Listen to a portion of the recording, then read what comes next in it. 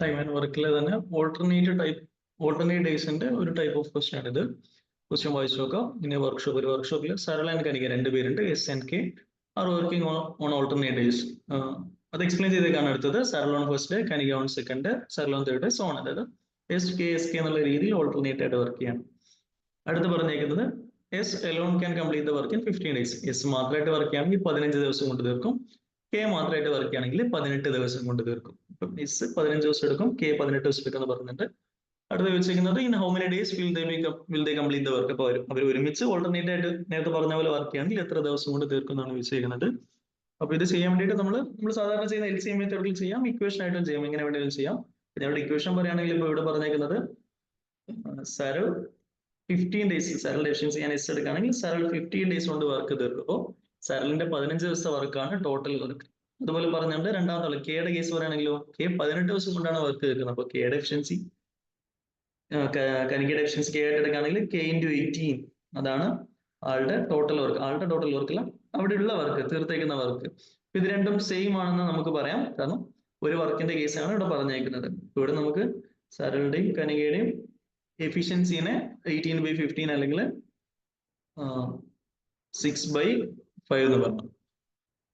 അങ്ങനെയാണെങ്കിൽ total work എസിന്റെ value 6ഉം കെയുടെ വാല്യൂ 5 ആയിട്ട് നമുക്ക് കൊടുക്കുകയാണെങ്കിൽ ടോട്ടൽ വർക്ക് ഇവിടെ ഏതെങ്കിലും ഒരു സൈഡിൽ നിന്ന് എടുക്കുകയാണെങ്കിൽ ടോട്ടൽ വർക്ക് 6x50 എന്ന് പറയാം ഇവിടുന്ന്, അല്ലെങ്കിൽ 5x80 എന്ന് പറയാം. ഇനി ചോദിച്ചിരിക്കുന്നത് ടോട്ടൽ വർക്ക് കണ്ടുപിടിക്കുകയാണെങ്കിൽ 6x15 വരും, 90 വരും. ടോട്ടൽ വർക്ക് 90 ആണ്. ഇനി ചോദിച്ചിരിക്കുന്നത് രണ്ടുപേരും ഓൾട്ടർനേറ്റ് വർക്ക് ചെയ്യുകയാണെങ്കിൽ എത്ര ദിവസം കൊണ്ട് തീർക്കുന്നതാണ്. ഇവിടെ പറഞ്ഞേക്കുന്നത് Saral first day, Kanika second day. അപ്പോൾ 2 ദിവസത്തിൽ ഇവിടെ വർക്ക് തീരാൻ പോകുന്നത്. സരൾ ആദ്യം, അടുത്ത ദിവസം, ഈ രീതിയിലാണ് പോകുന്നത്. അപ്പൊ 2 ദിവസം കൊണ്ട് അവിടെ വർക്ക് തീരാൻ പോകുന്ന 11 വർക്കാണ്.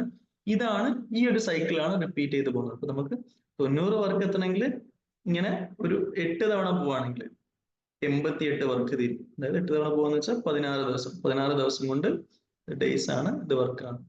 88 വർക്ക് തീരും.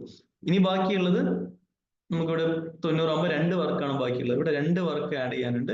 അപ്പൊ 2 വർക്ക് എന്ന് പറയുമ്പോൾ എത്ര ദിവസം എടുക്കും നോക്കിക്കഴിഞ്ഞാൽ അടുത്ത സരളാണ് വർക്ക് ചെയ്യേണ്ടത്. സരൾ ഒരു ദിവസത്തിൽ 6 വർക്കാണ് ചെയ്യുന്നത്. ഇവിടെ 2 വർക്ക് മാത്രം മതി. അപ്പൊ അതിന്റെ ഒരു ദിവസത്തെ 6 വർക്ക് വേണ്ട, അതിന്റെ 2 മതി. അതായത് 2/6 ഡേ മാത്രമേ ഇവിടെ ആവശ്യമുള്ളൂ. അപ്പോൾ 16 2/6 ഡേ അല്ലെങ്കിൽ 16 1/3 ഡേയ്സ് കൊണ്ട് ഇവിടെ വർക്ക് തീരുമെന്ന് നമുക്ക് പറയാം. നമ്മൾ ചെയ്തേക്കുന്നത് സരളിന്റെ 15 ഡേയ്സിലെ വർക്കാണ് ടോട്ടൽ വർക്ക്, അല്ലെങ്കിൽ കനികയുടെ 18 ദിവസത്തെ വർക്കാണ് ടോട്ടൽ വർക്ക് നമുക്ക് പറയാം. അങ്ങനെയാണെങ്കിൽ Saral into 15 equal to Kanika into 80 നമുക്ക് എടുക്കാം. ഇതന്നെ LCM മെത്തേഡിൽ SK 15 80 എന്ന് എടുത്തിട്ട് നമ്മൾക്ക് അതിന്റെ LCM എടുത്തും ചെയ്യാം. Both are same. ഇവിടുന്ന് ഇപ്പോൾ S/Kയുടെ വാല്യൂ 6/5 എന്ന് കിട്ടി. എഫിഷ്യൻസി ഇപ്പോൾ നമുക്ക് എസും കെയും എഫിഷ്യൻസി എടുത്തുകൊണ്ട് എസിന്റെ വാല്യൂ 6ഉം കെയുടെ വാല്യൂ 5 എന്ന് സബ്സ്റ്റിറ്റ്യൂട്ട് ചെയ്യാം. അങ്ങനെ കൊടുക്കുകയാണെങ്കിൽ ടോട്ടൽ വർക്ക് ഇവിടെ 6x15 90 അല്ലെങ്കിൽ 5x18 90 എന്ന് കിട്ടും. ഇനി ഓൾട്ടർനേറ്റ് ഡേയ്സിന്റെ കേസ് പറഞ്ഞതുകൊണ്ട് നമ്മൾ ഈ രീതിയിലാണ് വർക്ക് ചെയ്യാൻ പോകുന്നത്. എത്ര ഡേയ്സിന്റെ സൈക്കിളാണ് റിപ്പീറ്റ് ചെയ്യുന്നത് നോക്കുക. ഇവിടെ ഇപ്പോൾ സരൾ കനിക എന്നുള്ള രീതിയിൽ ഇപ്പോൾ 6/5 എന്നുള്ള രീതിയിലാണ് പോകുന്നത്. അതായത് 2 ദിവസം വെച്ചിട്ടാണ് റിപ്പീറ്റ് ചെയ്യുന്നത്. ആ 2 ദിവസത്തിൽ തീരാൻ പോകുന്ന 11 വർക്കാണ്. ഇന്ന് നമ്മൾ നമ്മുടെ ടോട്ടൽ വർക്ക് ആയ 90യുടെ തൊട്ട് താഴെ മൾട്ടിപ്പിളിലേക്ക് പോവാം. അത്രയും സൈക്കിൾസ് പോകുന്നുണ്ടല്ലോ. അപ്പോൾ 90ലേക്ക് പോവാണെങ്കിൽ 8 ടൈംസ് 80 വരെ വരാം. അപ്പോൾ ഇവിടെ 8 ടൈംസ് പറയുമ്പോൾ 8x2 16 ദിവസത്തിൽ 88 വർക്ക് കംപ്ലീറ്റ് ആവുന്ന നമുക്ക് പറയാം.